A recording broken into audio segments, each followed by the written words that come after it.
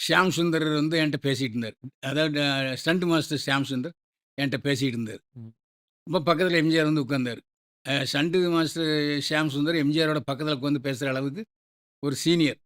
அப்போ அவரு எம்ஜிஆர் கேட்டாரு, "யோவ்! சினிமால நடிக்கிறியாயா?" அப்படின்னு கேட்டாரு. "எனக்கு நடிக்க தெரியாதுங்க" அப்படின்ட்டேன். அப்புறம் ஷாட்டுக்கு போயிட்டாரு. அப்ப சார் அவர்கிட்டயே சொன்னீங்களா சார்? ஆமா. அப்போ ஸ்டண்ட் மாஸ்டர் ஷியாம் சுந்தர் என்ன சொன்னாரு, "ஏய்யா! எம்ஜிஆர பார்க்கறதுக்கே அவன் தவம் இருக்கான். ம். உன்னைய அவரு சினிமால நடிக்கிறியான்னு கேட்டா மாட்டேன்னு சொல்ற. லூசாயான்னு" திட்டிப்புட்டாரு. சார் ஆமா சார். அவ்ளோ பெரிய ஆள் கேட்கும்போது எப்படி சார்? அது இல்லன்னு சொல்றதுக்கு ஒரு தைரியம் வேணுமே சார்?